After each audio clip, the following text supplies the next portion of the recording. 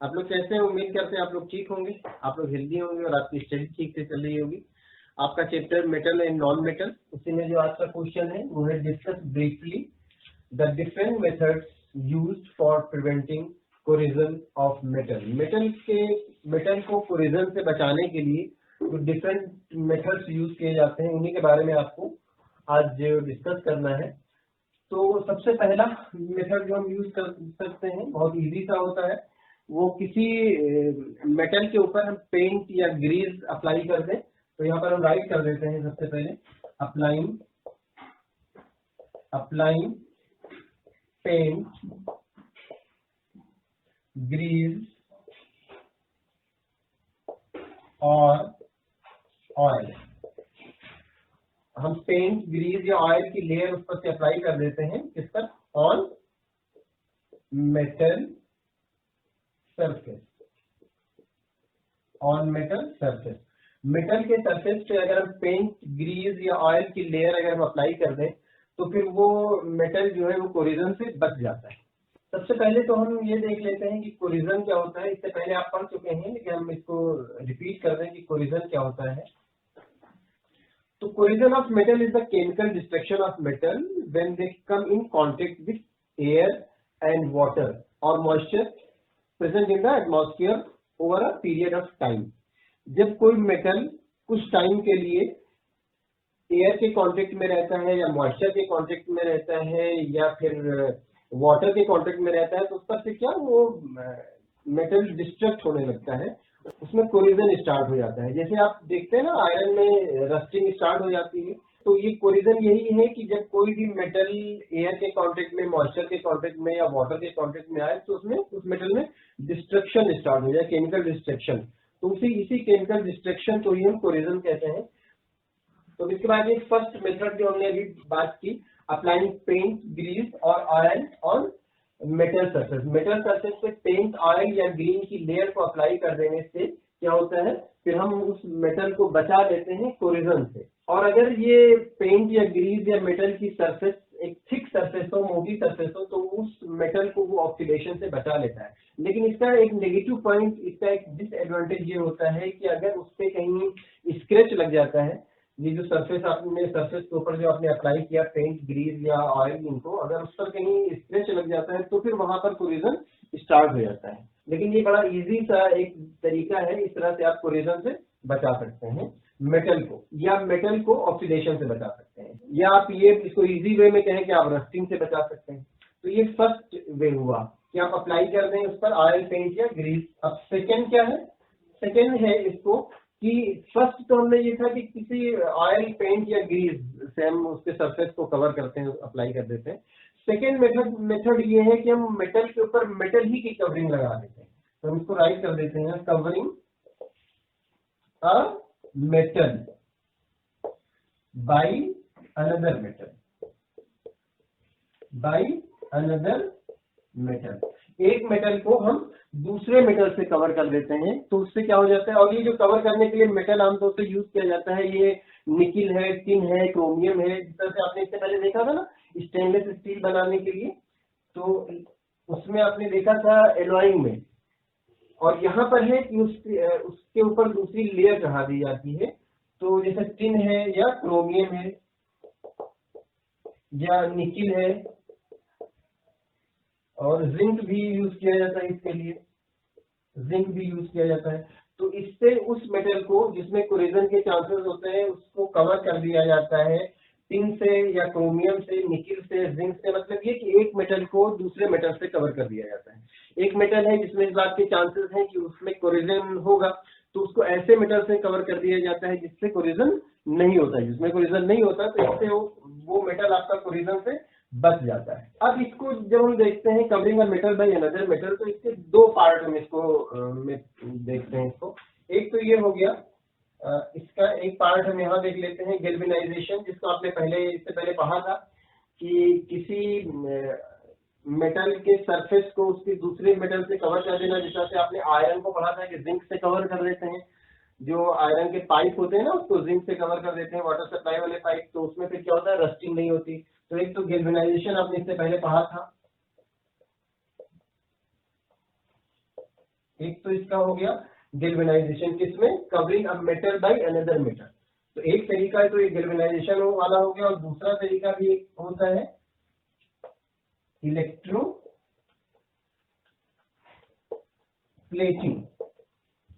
Electroplating तो galvanisation में होता है कि उसके ऊपर दूसरी लेयर चढ़ा दी जाती है। इलेक्ट्रोप्लेटिंग में होता है कि इलेक्ट्रिक की हेल्प से किसी एक मेटल के ऊपर दूसरी मेटल की लेयर चढ़ाई जाती है। ये दोनों ही इसी में है, covering a metal by another metal. तो सबसे पहले हम देख लेते हैं कि गैल्वेनाइजेशन क्या होता है। तो galvanisation is the process where clean metal is dipped into molten zinc to get a coating of zinc layer over the metal। Metal के ऊपर एक जिंक की लेयर चढ़ा दी जाती है, जिससे वो रस्टिंग से बच जाता है, कोरिजन से बच जाता है। For example galvanised iron pipe are widely used for water supply. Water supply वाले पाइप जो होते हैं ना, गैल्वेनाइज्ड होते हैं, आप जानते हैं। Galvanised metal do not corrode even if there is scratch on the layer of zinc. अगर जिंक में स्क्रैच भी आ जाए तो जो जिस आयरन पर उसकी लेयर चढ़ाई गई है जिंक की, वो उसमें कोरिजन नहीं होता। क्यों नहीं होता? मतलब ये कि इसमें आयरन से ज्यादा रिएक्टिव होता है जिंक, और इसलिए आयरन रिएक्ट नहीं कर पाता। इसलिए जिंक ऊपर से एक सेक्रिफिशियल प्रोटेक्टिव लेयर बना लेता है, और वो जो आयरन होता है वो एटमॉस्फेयर से सीधे कांटेक्ट में नहीं आता। तो ये था गैल्वेनाइजेशन, जिसमें क्या होता है कि जिंक की लेयर चढ़ा दी जाती है आयरन के ऊपर, और वो आयरन डायरेक्ट एयर के कांटेक्ट में नहीं आता, डायरेक्ट मॉइस्चर के कांटेक्ट में नहीं आता, इसलिए उसमें कोरिजन नहीं होता है। अब एक ये है कि इलेक्ट्रोप्लेटिंग। इलेक्ट्रोप्लेटिंग में क्या होता है? Electroplating it is a process by which a layer of metal is coated. और कैसे कोट किया जाता है? इलेक्ट्रिसिटी की हेल्प से। Coated on another metal to prevent corrosion. इसमें एक मेटल के ऊपर दूसरे मेटल की कोटिंग कर दी जाती है, जिससे वो कोरिजन से बच जाता है। फॉर एग्जाम्पल के लिए iron is electroplated by tin. Iron के ऊपर क्या किया जाता है? टिन की लेयर चढ़ा दी जाती है। It is generally use to prepare cans. ये केन्स बनाने के लिए यूज किया जाता है। कौन से केन्स? जिसमें हम फूड मटेरियल रखते हैं। तो हमने देखा इलेक्ट्रोप्लेटिंग में क्या होता है कि एक मेटल के ऊपर दूसरी मेटल की एक लेयर चढ़ा दी जाती है। जिस तरह से एग्जाम्पल आया कि आयरन के ऊपर टिन की लेयर चढ़ा दी जाती है। लेकिन इसका एक डिसएडवांटेज ये होता है कि इसमें अगर स्क्रैच आएगा तो फिर क्या होता है, इसमें स्क्रैच आ जाने के बाद फिर कोरिजन स्टार्ट हो जाता है। इसमें था कि जिंक में स्क्रैच आएगा तो कोरिजन नहीं स्टार्ट होता है। लेकिन इसमें इलेक्ट्रोप्लेटिंग में क्या होता है, हम टिन की लेयर जो चढ़ाते हैं तो उससे क्या होता है, अगर इसमें स्क्रैच आता है तो इसमें फिर कोरिजन स्टार्ट हो जाता है। ये ऑटोमोबाइल इंडस्ट्री में यूज किया जाता है, क्योंकि टिन और क्रोमियम वगैरह की जो उस पे लेयर चढ़ाई जाती है तो उसमें शाइनिंग काफी होती है, वो फिनिशिंग अच्छी रहती है, देखने में अट्रैक्टिव लगता है। तो ये ऑटोमोबाइल इंडस्ट्री में यूज किया जाता है ज्यादा इलेक्ट्रोप्लेटिंग को। तो ये हमने देखा दोनों का डिफरेंस कि गैल्वेनाइजेशन में क्या होता है, इलेक्ट्रोप्लेटिंग में क्या होता है। इसमें जिंक की लेयर चढ़ाई जाती है और इसमें टिन वगैरह की लेयर चढ़ाई जाती है, और इसमें मोल्टन जिंक में डिप कराया जाता है, और इसमें इलेक्ट्रिक की हेल्प से प्लेट उसके ऊपर, एक मेटल के ऊपर दूसरे मेटल की लेयर चढ़ा दी जाती है, प्लेट चढ़ा दी जाती है। अब इसके बाद ये नंबर 1 था आपका अप्लाइंग पेंट, ग्रीस और oil on metal surface. Number 2 है covering a metal by another metal. एक मेटल पे दूसरे मेटल को कवर कर देते हैं, और उसी के दोनों ये अलग अलग तरह के तरीके हैं। और इसका थर्ड भी हम देख लेते हैं। थर्ड पार्ट ये होता है कि एनोडाइजिंग। एनोड कैथोड आपने पढ़ा है ना, वही एनोड से बना है एनोडाइजिंग। तो एनोडाइजिंग में क्या होता है? अब देख लेते हैं एनोडाइजिंग प्रोसेस। एनोडाइजिंग प्रोसेस में ये होता है कि स्पेशली ये एल्युमिनियम को कोरिजन से बचाने के लिए ऐसा किया जाता है।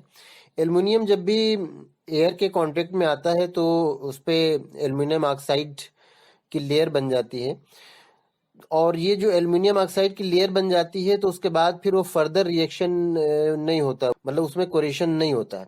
लेकिन तो अब ये जो एल्युमिनियम ऑक्साइड की लेयर होती है ये यूनिफॉर्म होना चाहिए। ये यूनिफॉर्म होगा तभी जो मेटल है एल्युमिनियम, वो उसमें कोरिजन नहीं होगा। तो इसको यूनिफॉर्म करने के लिए ये एनोडाइजिंग किया जाता है। In this process electric current is pass through sulphuric acid with aluminium as anode.